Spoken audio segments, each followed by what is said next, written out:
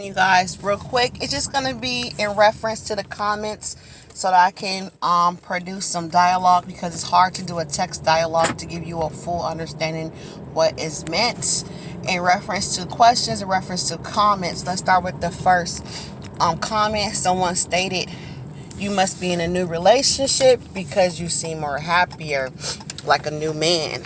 I said, no ma'am, I've been in a relationship off and on for like 7 years. When you are a target individual, it's hard to maintain a steady, constant relationship because the manipulation of the outside world comes into your inside world, and you start to weigh down on your relationships or friendships, whoever you used to have a ship with. Okay? So the new me, the new happy me, is due to the new relationship I have with God. It's a spiritual connection I had back then.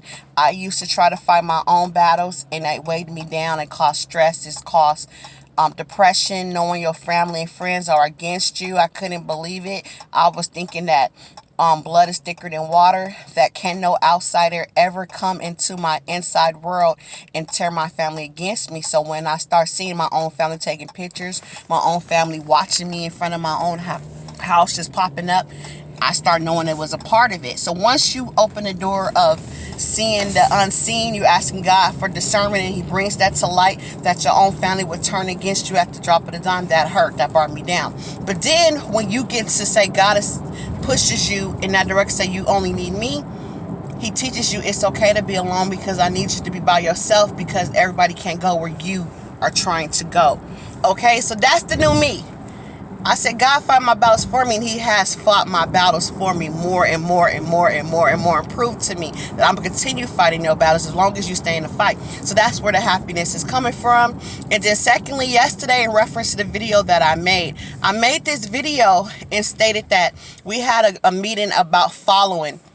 Okay, about an active person was shooting with a BB gun, shooting people windows out. And the only reason why I made the comment of asking my supervisors in front of a group setting, like, hey, should I follow these people, to obtain evidence to help the cops out?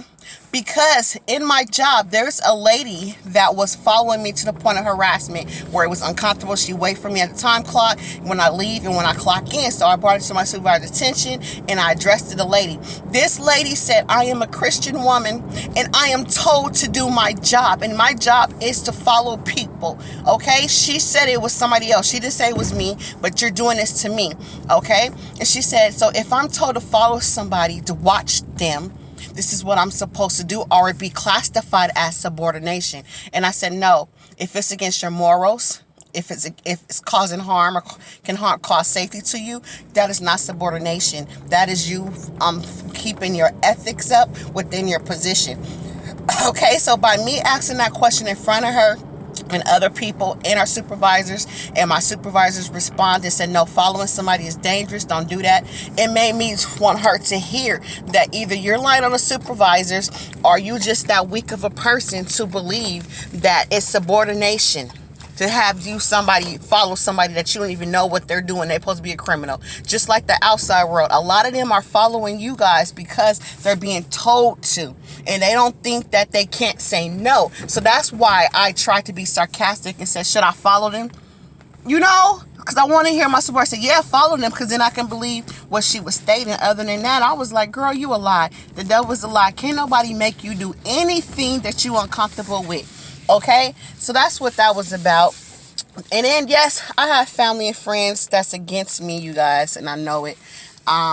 Once you get that new spirit of life, you don't care who's against you. As long as you start realizing, man, God is for me. I still, like you said, they come against you, but God has let me see that how He fought the battles, because some things happened to them where they had to call on me. So I said, well, God prepared a table for you in front of your enemies, because y'all are now enemies. It ain't no family. It's frenemies, families, whatever you want to call it. They are your enemies now. They're your opponents, okay? But God is going to handle that battle, because there's so many things I've seen them fail and fall. People done got in accidents, done lost their job, lost their houses, and God kept my situation going. And it's not to make light of what they're doing. It's just to prove to me, stop worrying about who is against you. God got you. That's it and that's all. Just comment and questions. Talk to you guys later. I gotta go clock in as usual. I don't know who's waiting today. But no, that's it. I just wanted to bring that to y'all attention verbally because sometimes texting is hard to bring that out. We got to talk about the relationships, y'all. The devil is a lie. It's hard. It's hard to have any kind of relationship being a target. You guys already know that. But we got to do it because we got to live our lives according to what's right. Because if God wants somebody in your life or don't, he's going to remove them or keep them. Keep praying that prayer. God, if this person is for me, show me. If this person isn't, remove them out of my life. And he will. He will. He will shake the waters.